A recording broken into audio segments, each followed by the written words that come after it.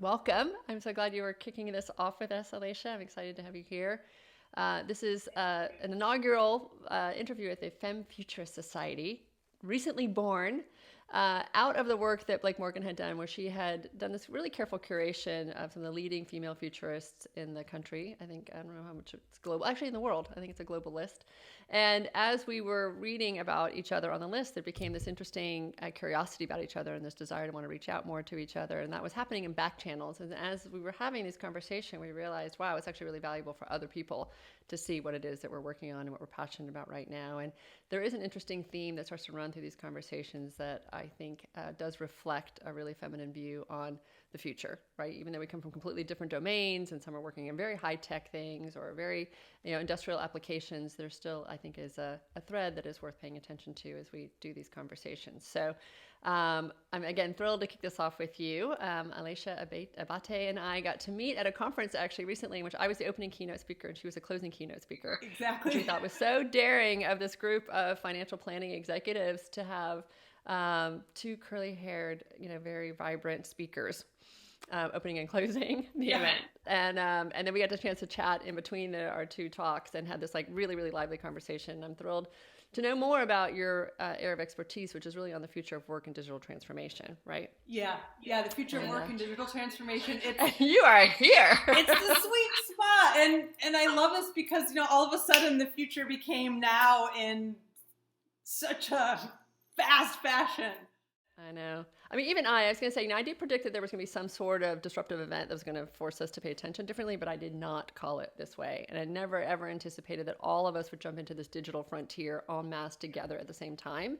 And both the chaos that it raises and the vulnerability and the humanity and all these other things that it's starting to expose. So I'm so excited to see what you're seeing and sort of how this fits what you predicted, or what some of the things that are surprising you, or what are some of the places now that allows us to advance from in this moment, right?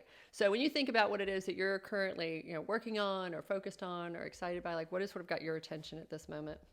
Yeah, so I am fascinated by, and my sort of entrance into the futurist space and thinking about the future were questions around the future of work. And more importantly for me, my driving question is, what are we going to do with all the people? Actually, and I just realized we didn't actually even give an introduction to you. So actually, can you just step back for 1 second and tell us even how you got into this space and then where you are now? Yeah, absolutely. So until 6.5 years ago, when I decided to leave the corporate world, I had spent most of my career in some way, shape, or form recruiting, scouting, hiring, finding talent all over the world. I ran global recruiting for Anheuser-Busch InBev, which is now like a 200,000 person organization, for Dow Jones and the Wall Street Journal. And then one of the things that I started to see as, through the thousands of interviews that I had done, that so many people, interesting, creative, fabulous, wonderful, but not particularly engaged in the work that they were doing. And when you start to look at the data behind that, for years, decades now, upwards of 85% of people around the world are disengaged or highly disengaged at work. So it's crazy, isn't it? It's bonkers because it's crazy, that number is so high and very, very consistent. It has been that way for at least 20 years, right? And that when we talk about the future of work and everyone wants to preserve the future of work as it is, I'm like, we're preserving something that doesn't make the majority of people happy. That's the part that really, that galls me sometimes when we talk about this. Well, that's exactly it.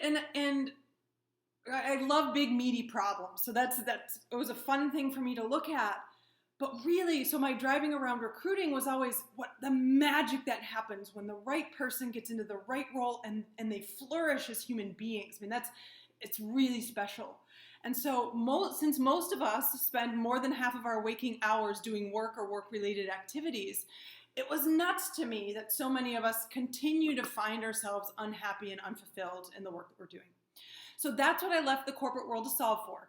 Created this whole methodology, framework, strategies that I've been teaching all over the world since then. And then a couple years in, I began to notice these macro trends in the market that had me wondering, what are we going to do with all the people?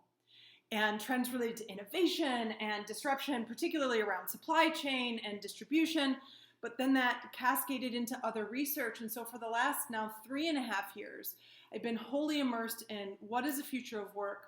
What are we going to do with all the people? And then the much more empowering question, which is, how might we empower success in the face of absolute disruption? And here we are in the face of absolute disruption. You're technically the most prepared person for this moment in time than almost anybody. So there. Well, it is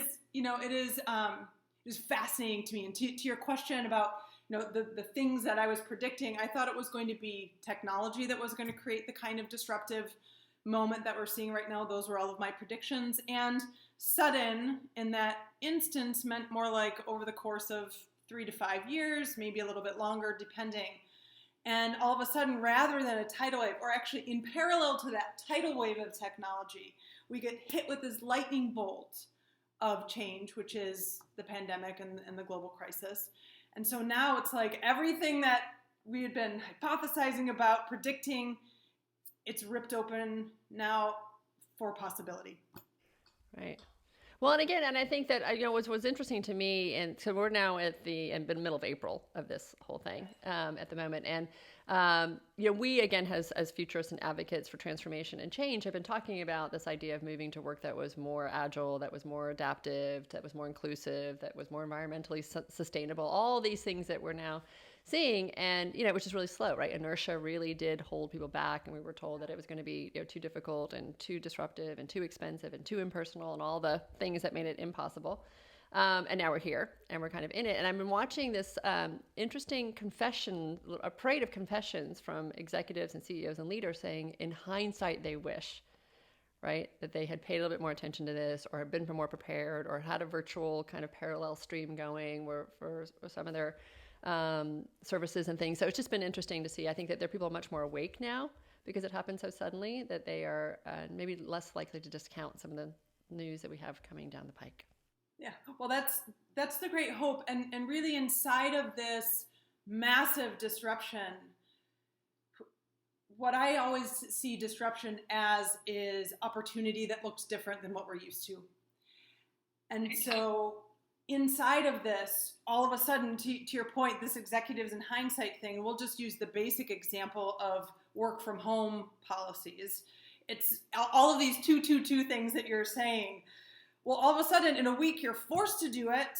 And what was too hard, expensive, impossible, let the list run, is absolutely possible. Actually, once we settle down the homeschooling and the balancing of lives inside of this, it's actually better, more productive for the organization overall.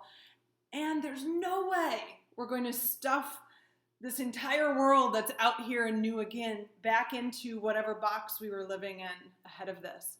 So I think those who are really adept at strategy and are ready to lead their organizations into this future, which, by the way, we are all creating in every action that we're taking right now.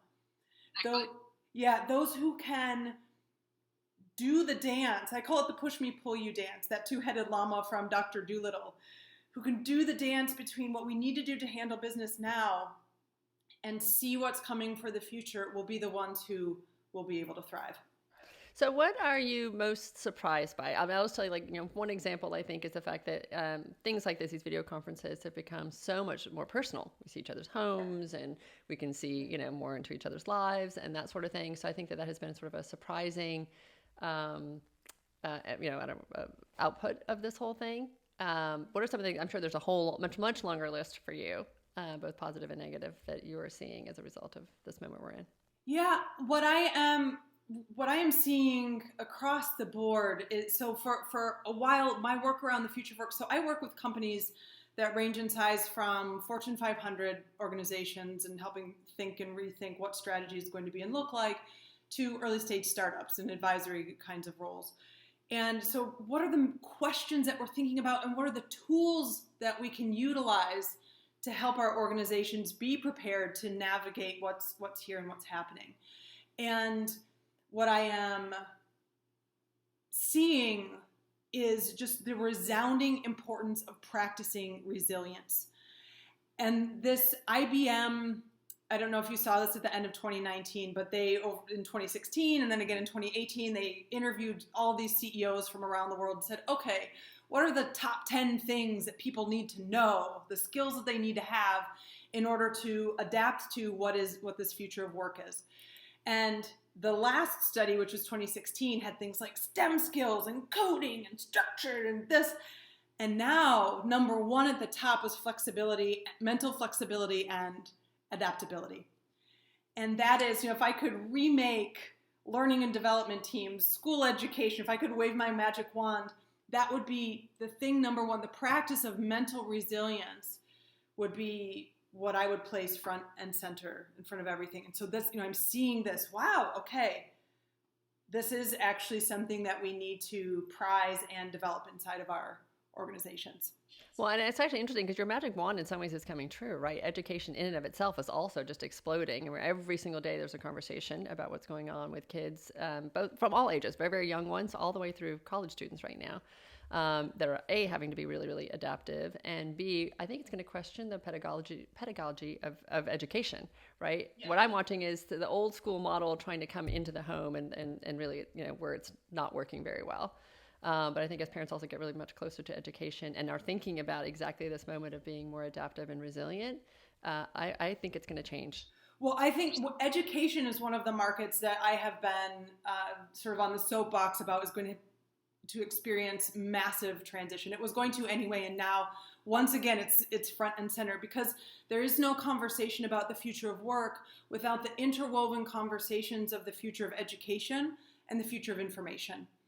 And when we talk about the future of education, this distinction that you're talking about, so this industrial model, which really it has its roots in its design in like 13th century, sort of the antiquities of what Russia was, and is still alive today. It's this industrial education versus the entrepreneurial education, because the past of work was salaried.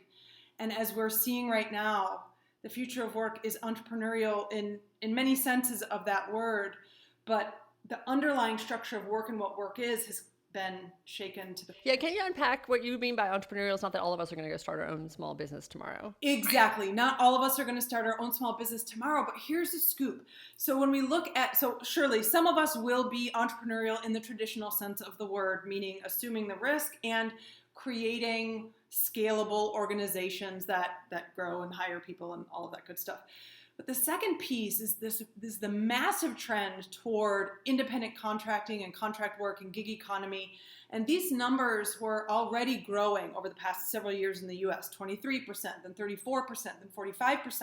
And we're even seeing in the legislation that's coming out in terms of unemployment benefits, air quotes around that, many of the gig workers are being included inside of this, but many are also being left out. So that's the second piece. If I am a solopreneur or a gig economy worker, I need to understand marketing and sales and cash flow and positioning and all of these things. And thirdly, organizations, because of how they'll shift internally, which we can have another conversation about, will demand that professionals be entrepreneurial in their thinking, acting, behavior, and how they utilize resources, how they structure strategy to market, even in traditional, and especially in traditional back office kinds of functions. So that's where I see the future of work as being 100% entrepreneurial. So then I'm going to push again one more piece on that. So entrepreneurial has to do with being sort of, is it self-driven or self-motivated, or I guess for the person who's inside an organization being asked to be more entrepreneurial, what are the qualities that you would point to? Yeah, absolutely. So there's a big distinction. So when I think about the modeling that I've created around, in answer to that question, what will empower our success? How might we empower our success in the face of massive disruption, be we individuals or organizations? It's a 3-part framework. The first part of that framework is mindset. The second part is education, and the third part is collaboration. And when we look at that mindset piece, the critical distinction, it's sort of like if you get this one, everything else will fall into place at some point, is this distinction between, are you going to be captive to your circumstances or a captain of your destiny? And the driving questions behind each of those are, to help folks think about it, is, the captive asks, why is this happening to me? And the captain asks, given that we're here, I may or may not like what's actually happening around us, but since we are wherever we are, what do we want to create? And it's that kind of thinking as we look at who an entrepreneur is, what an entrepreneur is, how this entrepreneurial thinking needs to be present. It's that. There is no cavalry coming. We are the cavalry. Well, and again, and I think, so for my work, which sort of wraps around your work, I think more is about how do organizations create the structures and the incentives and the ability for people to be able to do that. Because, individually we might meet those people, right, who have that mindset and feel that sense of enthusiasm and drive, that 15% inside those organizations or 20% that are really engaged, but don't often find that the structure supports it. And I think that's where there's a huge opportunity now for those structures to be really re-examined and rebuilt. Yeah. The opportunity that we are sitting inside of right now is, I can't overstate the power of it and the possibility of it. And it helps me to think, the word crisis is, one of its definitions that it's actually a turning point. Sort of this moment after which, for the better or worse, every action that we take determines this. And so we are faced, I think, with a threefold moment in terms of crisis. There's the acute crisis of COVID-19. There's the economic crisis that's related to that and will continue to unfold. And then there will be a second wave of health crises related to the economic crisis that will come next. But as we think about the timeline and the structure, there's the now time, which we can call it this moment. There will be an interim time as the economy starts to open up, but things are kind of weird and we're working through what the guidelines of that might look like. And then the new world. And for those organizations who can see that this interim time is actually a moment to create best practices, to do training with your organization, is sort of the contrary thinking, why would I invest in education and learning and development right now? Now is exactly the time to do that, because you want to be ready as... Well, I thought Ross Dawson, futurist from Australia, did a really very, very clean job of basically describing the difference between survival and then reinvention, right? Yes. And the idea that we're navigating both simultaneously. But I have actually advocated to various leaders that I get to spend time with that this is the perfect moment for reinvention. The things that you've been wanting to try, the same inertia that we talked about, they also feel inside their organizations, right? I know many CEOs have been wanting to try new things or pioneer new things and get pushback from the organization. Now, because everything's so thrown up, they have a really huge opportunity to go start putting that stuff in place, right? If people are already discombobulated anyway, when they come back, don't let them come back to exactly what it was and try and protect that. Let them come back to something that doesn't completely disorient them. I realize you have to manage, the empathy around that and the productivity around that. But I think there's a really, really huge opportunity to start doing that. And as organizations, we've been certainly encouraging them to invest in their own business success around artificial intelligence and machine learning and all the technologies that we think are going to be on the other side. Because I totally agree with your model, but there's a fourth wave, which is we have not expressed all that we need to know about or investigated all that we need to know about new technology, right? Oh. We are just at the very, very front end of all that, right? Oh, yeah. Yeah. So so when I talk about this now, I talk about the lightning bolt of disruption and the tidal wave of disruption. So the lightning bolt is the virus, the pandemic. This came, it shocked in a matter of less than 2 weeks. Everybody's at home. People are on lockdown. Wow, everything's different. That, because the lightning bolt came, doesn't mean that tidal wave still isn't rolling toward the shore. It just means that our attention is diverted right now to this acute moment. And so when we look at what that impact of technology is going to be, so again, it is opportunity. It's going to be disruption, which is opportunity that looks different from where we are, where that's going to be unfolding. So what are the things that are creating this? And through my lens, future of work, we look at this notion of the shifting workforce population. So baby boomers are going out, millennials, who by the way, this is such an old, tired conversation because the youngest or the oldest millennials are already almost 40. So they aren't so young anymore. Okay, so I'll get off the soapbox about that. But Gen Z, so these shifting workforce population that has different demands, but there are two other elements around the shifting workforce population that I think are critically important to consider. When one is that trend toward independent or contract work. So I mentioned earlier in the US, 34, 45% of the population, but half of the jobs in Europe, half of the new jobs in Europe since 2010 that have been created are independent work or contract work. Wow, I didn't realize that. So what a job means, how our identity related to that is, or is there's that structure isn't going to be there. But then thanks to technology also, we look at the possibility that in the next 5 to 7 years, 3 billion people who have never had access to the internet and the educational and entrepreneurial opportunities that it provides will be coming online. So what do you do? Imagine if I am living in a rainforest somewhere or up in a mountain range that I had never had access to this, but now all of a sudden I have access to education and a global marketplace and global job opportunities thanks to platforms.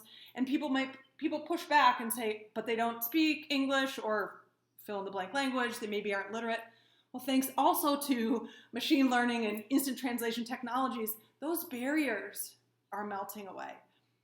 And so again, opportunity just looks different then. Yeah, it'll raise interesting questions too around, Indigenous culture and how we respect and don't respect some of that. And, is it always great? But I love it. And here goes my earring. Sorry. My hands, I talk with my hands. I should not wear hoop earrings. I really should start to learn this trick. It gets me every damn time. So, since we don't have tons and tons of time, you and I, and again, could talk for hours. There was actually a term that I still remember that you talked to me about that night after our talks about iconic workforce and what will happen with the iconic workforce and how they will be able to navigate. So do you want to just do that one for a button and then I'm going to ask you another question. Yeah, absolutely. So when we look at how we will collaborate as individuals with companies and what work means, what employees are, we're moving away from, I posit that we're moving away from, especially for those individuals who are referred to as iconic talent. So those traditional high potential hiring programs, the best hires in the world that so many organizations are driven by. Whoever the best is, however we decide to define that, after this taste of freedom and not being as closely tied to a single organization, individuals are going to start building their careers around the best experiences where they can learn themselves and where they can contribute. And so in this idea of, in the past we would stick with one organization for our entire career and we would climb up that ladder. The past of work was a ladder model. The future of work is a mosaic model. And this is really, for me, the thing that for the millions of people around the world who all of a sudden are finding themselves without the work or the career path that they thought that they would have, this is the opportunity. There's a great phrase that you had when you describe it. The mosaic career? No. The consensual. Okay. Yeah. So, it really boils down to consensual non-monogamy. What are the rules? And in relationships, in romantic relationships, this idea of consensual non-monogamy or polyamory is scandalous, right? And how would we do that? And it could never work. And who are these people? And though there's a lot of interesting lessons to be learned there. What is clear, open communication? How are contracts negotiated when you're spending most of your time with one organization, but you might have a couple of others on the side that you are consulting with? What does that look like? What does clarity look like? It's a lot more complicated. However, I think that in this world where more and more as we specialize and companies are going to want to be with the best person who can do this one thing for however long that is for a specific project, these are the kinds of models that we're going to have to explore. So there's a companion piece to this, though, because I think the reason that we do believe that some people want to boomerang back, particularly in the United States, right, is that so many of our support structures are around that, whether it's insurance or whether it's around whatever, I guess insurance is mostly the main one, but I think there's a lot that's tied to having a job with a particular company with these really big boundaries between you're either part of the company or you're not. And you're seeing it actually even play out now during this pandemic, right? Which are the companies that are thinking about independent contractors and extending them some of the benefits around sick leave or some of the other support stuff that, as an independent contractor, I don't get. And so I postulate, right, as we look to this future, if we really do believe that it's going to be this shift to the more mosaic constellation kind of work, which is why I love that piece of art behind my back, there has to be also a companion shift. Like I say, just inside the organization, the structures, also societally around the structures. How do we create enough security for people, right, that they're able to make those moves and still not feel, because I think in Europe they do that differently than they do it here, which just creates a bit more of that wave. Absolutely. And we're seeing the distinct differences in the societal impact of the waves of unemployment, who has insurance availability, what the social safety nets are. And again, this moment of crisis is simply shining a light onto what was already the undercurrent of what was there anyway, but because it hadn't been stress tested or forced in a while, now we're looking, oh my gosh, we have all of these issues and challenges that we haven't thought about. And frankly, most politicians and most of our legislators haven't schooled themselves yet enough to begin to work through the intricacies of this. And so again, great opportunity to look for this, and there are organizations like, and these are getting stronger, companies like iWorker Innovation, which looks at sort of insurance and benefits and things for people who are gig economy workers, Moonlighting, which is another platform, Upwork, these kinds of things. And then also IPSI US, which is an advocacy, it's a lobbying group, but an advocacy group for gig economy workers to have a voice, sort of a group of folks who were not connected in any way before, but to help the legislators and legislation think through these challenges that we have. Well, and I think that people will also discover that there is a fair amount of that. I mean, again, I've been surviving, in the wild for 13 years, and it's phenomenal. What you realize is there's this whole underground network of things that support you that you can't see when you're inside the corporate structure. And as soon as you step out of it, it's sort of magically there, like these, sort of things like fairies in the woods. And there are increasing structures, but I do think societally, the next piece of this, and this goes a little further beyond, I think, that the scope we're talking about right now. But when we start to think about this tidal wave that you're describing and the kinds of skills that we will need to thrive in that tidal wave, not everyone will be able to jump on that train at the same time or be able to catch that wave and surf it as successfully. And so I think there's a whole nother question that comes into what are some of the societal scaffolding that we will need to hold people well in a structure. So let me ask you, here's a really provocative question that I debate with people all the time, and it's always interesting to see where we sit. Do you think that when, if you look at 10 years from now, that we'll have more work or less work? Paid work, meaning like the kind of traditional work that people like enough work to, spend 40 hours doing. Yeah, I think there will be more work available. And though my assumption is also predicated on that we are able to create some of these bridges between traditional structure and what's now and what's coming. There's more work available. Just because all of these jobs are being eliminated by technology doesn't mean that new work isn't coming. And a lot more new work isn't coming. It just, again, it looks different, and there's some training, retraining to be done. Yeah, see, this is why I do differ. I do think that there is work, meaning that there is ways to expend my energy and my creativity, but it will not necessarily always be paid work by a certain outside structure. I think there will be, again, I would describe it as I've got 4 roles on the planet, only one of which is paid. And I would argue all of those roles are work, and all of those roles are really valuable. And most, I would argue, probably more valuable than even the one I get paid for.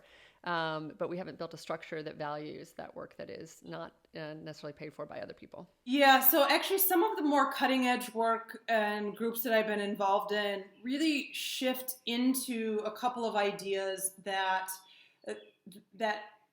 look at value more holistically, and what payment and payment structure is, and what ownership is, what regenerative ownership and shareholding means, shifts that. And so when through what I call the future of work and what I see as possible, working returns to the thing that it was always meant to be, which is an act of creation. And each of us, so again, let's go back to this notion, so that work exchange for money in the way that it has been up until now is the best way that it goes. Well, it's not the best way that it goes in terms of human fulfillment. certainly, again, we'll go back to those 85% numbers globally, or 65, 67% in the US. Economically, companies lose billions of dollars a year in productivity because of those statistics. So if we can help people design a mosaic career in which they are able to exercise the things that they're truly meant to do, then all of a sudden the economic game shifts, and we are moving away from fixed pie economics and into what I call bubbly economics, like a bubble bath, where when you put in warm water in the bubble bath, the value of the whole thing grows. So when I educate myself and then I bring those skills to bear for the whole, be that a company, a collective, a cooperative, whatever that looks like, the value of the entire thing grows. It's the difference of regenerative capitalism versus sort of traditional capitalism. Or if I'm a bad actor and I'm trying to, and I do something that isn't good for the whole, the value of the thing decreases. I think blockchain is going to be a supporter in helping create these kinds of dynamics, but sort of looking at what is a bank of hours? What does it mean when I contribute a regenerative something to the whole versus not? And shifting away from, so the B Corp has been the thing that's like, oh yeah, it's so new and innovative and everything. And again, we're in this moment of crisis, which means we get to choose what this future looks like. We move into something that a few groups of us have been talking about, which would be an R Corp, a regenerative corporation, where based on a certain series of criteria, you are required to leave the whole thing better than when you found it and create your structures economically and otherwise around to do that. And this is exactly the thread that I was talking about at the beginning, that are in these conversations. There's this incredibly hopeful, very optimistic, very humanistic, very inspiring ways in which to look at the future. And when you and I live in this world and we can see all the potential and the possibility, and we get to be a part of these conversations with others, I think so many people are not in that conversation yet. And we can make this, possibility even, enter their framework. It starts to light people up and give them a lot more of their own ideas about where this can go, and sort of reduces the shackles, if you will, of their thinking. And so that's why I think these conversations are so important. It is really, really exciting to see where this is going. So in closing, in the last couple of minutes, what are you working on right now that you're super passionate about, or something you're reading that you want to turn on the people onto? Like what do you want to leave people with and instill people with as they think about this? Yeah, so two projects that I'm working on right now, which are just so exciting to me, is rolling out my educational components around the mosaic career and what that is, and that redesign and what that means. So soon, like in the next couple of weeks, going to be online to help people shift their career thinking from the ladder and that broken strategy that got us all to where we were anyway, into this code that's going to help people thrive in the face of this uncertainty that we're facing right now and all the rest that's coming down the way. And this is for individuals or inside corporations, or both? Both. So individual training, as well as, so when we think about career pathing and engagement and things like this, this is a solid fit inside of there. And then the second thing is designing HR of the future. So what is the new role as we, front and center, looking at helping people develop resilience and dance through transition and build the bridge from where we are to where we're going. That's the root of it. So that's a second piece. And then in terms of reading, I've even got it right here because it's like almost my Bible here. The Harari book, 21 Lessons for the 21st Century. And it's a compelling book for a lot of reasons. But one of the things that I truly believe in is the power of language that shapes our reality. And the power of story in understanding who we are and how we place ourselves in the context of the world. And one of the things that he posits is that we haven't yet written the story that we are all going to fit into. And I'm inspired by and believe that all of us are writing that right now. We get to decide what that looks like. Exactly. I know. We get to be the narrative. We talk a lot about narrative and how it informs what we think is possible or not possible. And we always look to other people, whether it's science fiction or analysts or whoever they are. And yes, I think that those are all important, and we should think about the kinds of stuff we're consuming, because it either makes us feel powerful or it doesn't. But I really do think that we are all futurists right now. People are going to get sick of me saying that over the next few months, but I really do believe we get to shape and we get to build it. And what an extraordinary time for people who feel confident in that. And for those who don't feel that yet, that there's an opportunity for them to find that.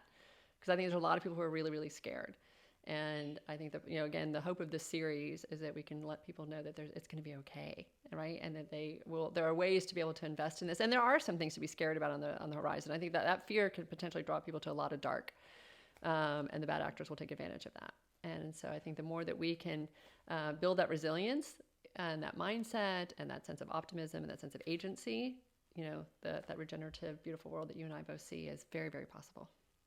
Well, my favorite quote is from Joseph Campbell, who largely inspires the work that I do. And he says, "We must be willing to give up the life that we have planned so as to have the life that is waiting for us."